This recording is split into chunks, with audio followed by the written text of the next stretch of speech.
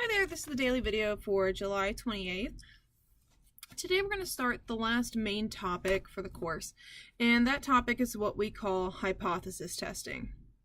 Now, hypothesis testing is a really common topic that's taught in a lot of statistics courses, and in fact, most statistics courses cover it. So I wanted to take just a moment to kind of introduce what hypothesis test is to you. So we're going to use some ideas from both Module 1 and Module 2. So remember, all the way back to Module 1, we talked about something that was called statistical significance. And if you'll go back and you look at that definition, statistical significance means that something occurred not due to chance. And so we specifically looked at it in terms of an experiment. Now, the other thing we're going to need to go back and reference from Module 2 is the idea of the parameter, population, statistic, and the sample. So if you've forgotten those four definitions, you do want to go back and kind of review that stuff before starting on today's work. So let me kind of summarize all of these ideas together. So usually what happens is a researcher is interested in some population. And so, for example, let's talk about people that suffer from migraines. So my whole population here is going to be people that suffer from migraines. And let's say that I have developed this brand new drug, and I want to see if this drug helps people that suffer from migraines. And so one way we could think of the parameter in this case is we could think of the percentage of migraine sufferers who benefit from the new drug. And maybe if I want to see that this drug works for more than 60% of people who suffer from migraines. So again, my population here would be everybody that suffers from migraines, and my parameter would be the percent of those people that would, find benefit from this drug that I've created. Well, as we've talked about previously, talking to an entire population is really difficult. So probably what I would do is I would go out and take some sample of people who have migraines. I would give that sample my new drug. I'd set up an experiment similar to the things that we've talked about in Module 1. So I would go and I would set up this experiment. I'd give them my drug, and let's say that I found that 62% of my sample found benefit. And so notice that 62%, that's a statistic, it comes from the sample. And we saw from sampling variability, if I had taken a different sample of people, it may have not been 62, it may have been 58. And so my question here is I'm going to try to figure out, is that parameter, so the thing I really want to know, is the parameter bigger than 60%? And so using the statistic, I saw that the statistic was 62, but that doesn't necessarily mean the parameter was bigger than 60.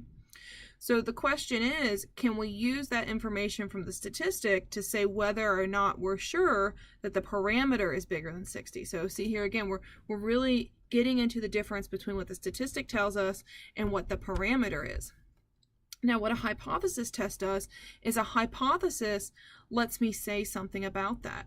And what a hypothesis test does is it's going to say, all right, I'm going to try to figure out, is the parameter bigger than or equal to 60? I'm going to use that statistic as 62 to see if that gives me enough evidence that the parameter is bigger than 62. So it's not, the parameter is bigger than 60. So it's not enough that the statistic's bigger. We're going to also try to use that statistic to prove that the parameter is bigger than 60. And so that's what we're going to start looking at today.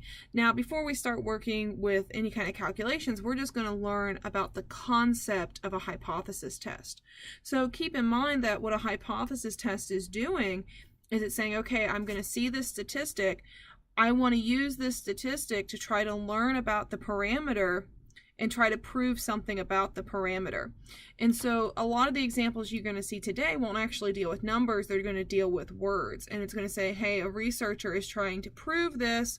They're going to use a hypothesis test to do that, and I'm going to show you how to set up that hypothesis test. Now, hypothesis tests have their own very specific language, and you're going to see that in the videos today.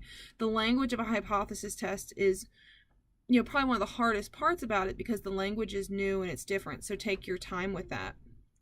Now, like I said, this is all going to lead up to that idea of statistical significance. Were the results of the experiment due to chance or not due to chance?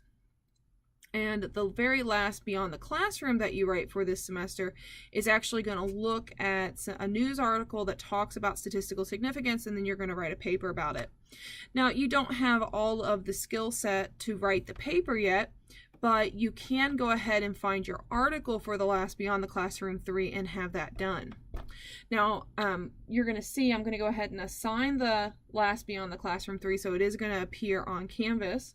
But the actual assignment is located on page 249 of your workbook. And you'll notice in the introduction on 249, it's going to ask you to go out and find a news article that uses the phrase statistically significant.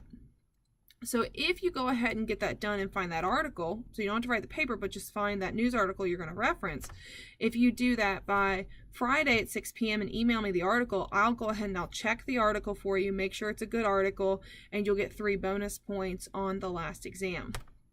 Now, looking at this article, notice that it's going to ask you to find an article from a major newspaper or popular magazine.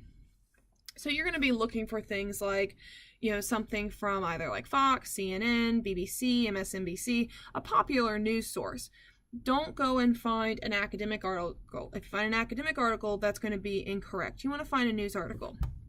The easiest way to go about finding these articles for this paper is just go to whichever news source you generally like to go to, and it really doesn't matter which one you go to. So wherever you normally get your news from, go to a site. If you don't normally go to a news site, just pick one of the popular ones. Like I said, you can go to Fox, you can go to BBC, CNN, MSNBC, your pick, just pick whichever one you want to go to, and they're all going to have a search bar. Now, use that search bar and type the phrase statistically significant. And it should give you some options there, and you'll want to go through and actually read the article. Now, be careful. Sometimes when you do this, the articles that appear will be talking about what statistical significance is. That's not the kind of article you want. You're just going to want a news article that uses the phrase statistically significant. So you're not looking for something that's talking about hypothesis test and what a hypothesis test is.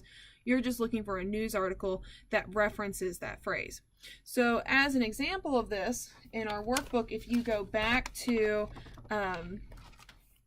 all the way back to, not back in Module 1, but if we look at the worksheets for today, so one of the worksheets for today is 3.14, and the other one is 3.15. There are some examples of excerpts from news articles. So the first one I'm going to look at here is, it's called Pumpkins and Prostate Health. And you'll notice that in the news article, they use the phrase statistically significant. These are the kinds of news articles you're looking for. Obviously you can't use one that's from the workbook. You have to find your own. But like I said, you just go to a major news source, search for that, and that should help you narrow down the articles and find one you want to write about. And again, email me by Friday at 6 p.m. Say, hey, here's my article. Mind to double check it. If you send me an article that's correct, that's the appropriate type, you'll get 3 bonus points on the exam, and you'll be 1 step closer to having the last Beyond the Classroom done.